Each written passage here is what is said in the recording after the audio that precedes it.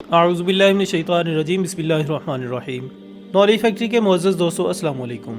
ناظرین گرامی، قرب قیامت کی نشانیوں میں سے ایک نشانی غزوہ ہند ہے، جس کا ذکر متعدد احادیث مبارکہ میں ملتا ہے۔ حضور اکرم صلی اللہ علیہ وآلہ وسلم نے ہندوستان کا نام لے کر غزوہ ہند کا ذکر فرمایا تھا۔ علماء کرام کے مطابق غزوہ ہند سے متعلق بیشتر پیشن گوئیاں پوری ہو چکی ہیں۔ یہ نشانیاں کون سی ہیں؟ غزوہ ہند کب اور کیسے برپا ہوگا؟ کیا یہ جنگ پاکستان اور بھارت کے مابین لڑی جائے گی اور اس جنگ میں فتح کس کی ہوگی؟ آج ہم آپ کو غزوہ ہند سے متعلق انتہائی اہم معلومات دینے والے ہیں، لہٰذا آپ سے گزارش ہے کہ ویڈیو کو آخر تک لازمی دیکھیے گا۔ ناظرین، غزوہ ہند سے متعلق نبی پاک صلی اللہ علیہ وآلہ وسلم کی متعدد احادیث ہیں۔ ان احادیث مبارکہ کے راوی جلیل القدر صحابہ کرام رضی اللہ تعالیٰ عنہم ہیں۔ ان میں حضرت ابو ہریرہ رضی اللہ تعالیٰ عنہ سے دو روایات مروی ہیں۔ حضرت ثوبان اور حضرت ابی بن کعب رضی اللہ تعالیٰ عنہ اور تبع تابعین میں سے حضرت صفوان بن عمر رضی اللہ تعالیٰ عنہم ہیں۔ سب سے پہلے ان دو احادیث مبارکہ کو آپ کے سامنے رکھتے ہیں جن میں غزوہ ہند کا ذکر آیا ہے۔ حضرت ابو ہریرہ رضی اللہ تعالیٰ عنہ سے روایت ہے کہ رسول اللہ صلی اللہ علیہ وآلہ وسلم نے ہندوستان کا تذکرہ کیا اور ارشاد فرمایا، ضرور تمہارا ایک لشکر ہندوستان سے جنگ کرے گا، اللہ ان مجاہدین کو فتح عطا فرمائے گا، حتیٰ کہ وہ مجاہدین ان کے بادشاہوں کو بیڑیوں میں جکڑ کر لائیں گے اور اللہ تعالیٰ ان کی مغفرت فرما دے گا۔ پھر جب وہ مسلمان واپس پلٹیں گے تو حضرت عیسیٰ ابن مریم علیہ السلام کو شام میں پائیں گے۔ حضرت ابو ہریرہ رضی اللہ تعالیٰ عنہ نے حضور اکرم صلی اللہ علیہ وآلہ وسلم کا ارشاد سن کر جواباً عرض کیا، اگر میں نے وہ غزوہ پایا تو میں اپنا نیا اور پرانا سب مال بیچ دوں گا اور اس میں شرکت کروں گا۔ جب اللہ تعالیٰ نے ہمیں فتح عطا کر دی اور ہم واپس پلٹ آئے تو میں ایک آزاد ابو ہریرہ ہوں گا جو ملک شام میں اس شان سے آئے گا کہ وہاں حضرت عیسیٰ ابن مریم علیہ السلام کو پائے گا۔ یا رسول اللہ صلی اللہ علیہ وآلہ وسلم، اس وقت میری خواہش ہوگی کہ میں ان کے پاس پہنچ کر انہیں بتاؤں کہ میں آپ صلی اللہ علیہ وآلہ وسلم کا صحابی ہوں۔ راوی کا بیان ہے کہ حضور اکرم صلی اللہ علیہ وآلہ وسلم حضرت ابو ہریرہ رضی اللہ تعالیٰ عنہ کی بات سن کر مسکرا پڑے اور ہنس کر فرمایا، بہت زیادہ مشکل، بہت زیادہ مشکل۔ ناظرین، حضور اکرم صلی اللہ علیہ وآلہ وسلم کے آزاد کردہ غلام حضرت ثوبان رضی اللہ تعالیٰ عنہ سے روایت ہے کہ رسول اللہ صلی اللہ علیہ وآلہ وسلم نے فرمایا، میری امت میں دو گروہ ایسے ہوں گے جنہیں اللہ تعالیٰ نے آگ سے محفوظ کر دیا ہے۔ ایک گروہ ہندوستان پر چڑھائی کرے گا اور دوسرا گروہ جو عیسیٰ ابن مریم علیہ السلام کے ساتھ ہوگا۔ ایک اور مقام پر نبی پاک صلی اللہ علیہ وآلہ وسلم نے فرمایا، میں ہند سے نہیں ہوں مگر ہند مجھ سے ہے۔ احادیث کی کتب میں آیا ہے کہ نبی پاک صلی اللہ علیہ وآلہ وسلم نے ارشاد فرمایا کہ جو لوگ آخری زمانے میں شام میں ہوں گے انہیں چاہیے کہ زیر زمین گھر بنائیں۔ دوستو، اسی مناسبت سے حضرت نعمت اللہ شاہ ولی کی پیشن گوئیاں بھی مشہور ہیں۔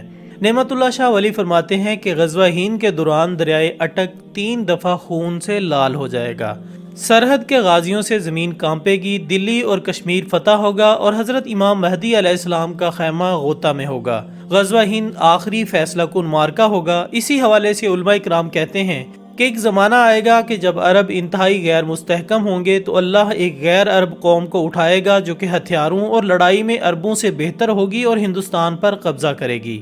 ناظرین، دراصل غزوہ ہند ایک ایسی جنگ ہے جس میں تمام ہندوستان کو مسلمان از سر نو فتح کر لیں گے۔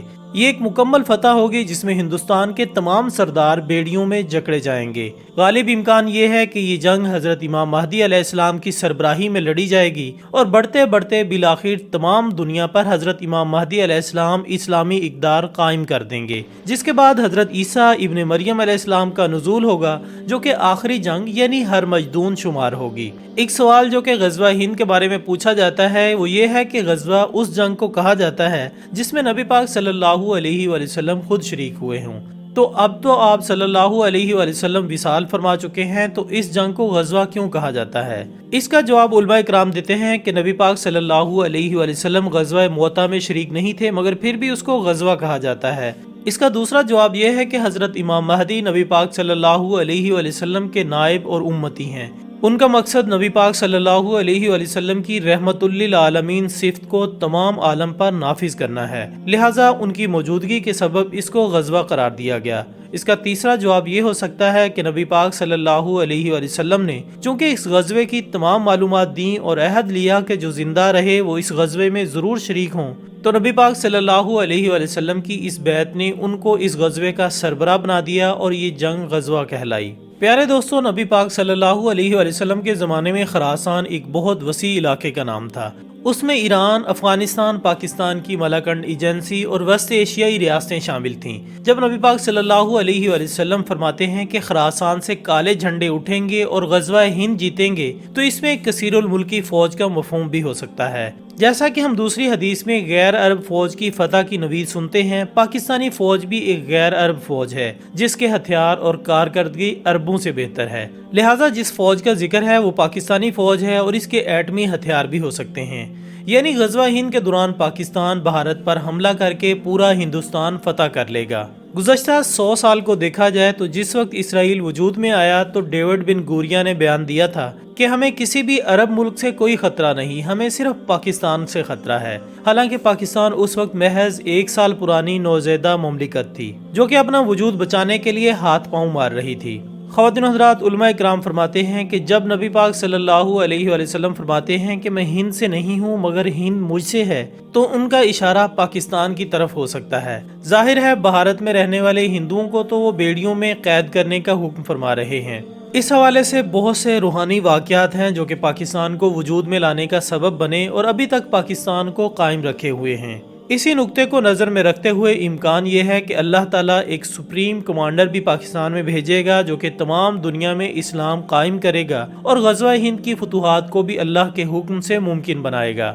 سنن نسائی صفحہ نمبر 438 حدیث نمبر 3175 میں غزوہ ہند میں شہید ہونے والوں کو افضل الشہداء اور بچ جانے والوں کو جہنم کی آگ سے آزاد قرار دیا گیا ہے۔ یہ بات ذہن میں رہے کہ یہ حدیث اس زمانے کی ہے جب غزوات جاری تھے، جھڑپیں بھی ہوتی رہتی تھی، کثرت سے شہادتیں بھی سامنے کی بات تھی، مگر نبی پاک صلی اللہ علیہ وآلہ وسلم نے ان جلیل القدر صحابہ کو افضل الشہداء قرار نہیں دیا، بلکہ فرماتے ہیں کہ قیامت کے قریب کے دور میں ہونے والے غزوہ میں جو لوگ شہید ہوں گے وہ افضل الشہداء ہیں۔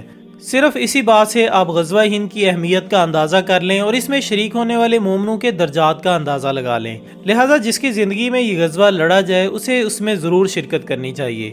حضرت عیسیٰ علیہ السلام کا نزول غزوہ ہند کے دوران ممکن نہیں، کیونکہ حضرت عیسیٰ علیہ السلام اس وقت ظاہر ہوں گے جب حضرت امام مہدی علیہ السلام غزوہ ہند کی فتوحات مکمل کر کے شام کی طرف بڑھیں گے۔ لہٰذا کہا جا سکتا ہے کہ غزوہ ہند ایک آن گوئنگ پروسیس ہے جو کہ شاید پاک بھارت جنگ سے شروع ہو اور اس میں افغانی، ایرانی اور وسط ایشیائی ریاستوں کے مومن بھی پاکستانیوں کے ساتھ شامل ہوں گے۔ پورے برصغیر پاک و ہند پر مسلمانوں کا مکمل غلبہ ہو جانے کے بعد یہ جنگ اپنا رخ موڑے گی اور عرب علاقوں میں چلی جائے گی۔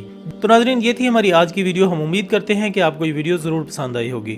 انشاءاللہ بہت جلد دوبارہ ملاقات ہوگی ایک اور اچھی سی ویڈیو کے ساتھ۔ تب تک اپنا دوستوں، رشتہ داروں اور گردنواہ کے تمام لوگوں کا بہت خیال رکھیے گا۔ اللہ حافظ۔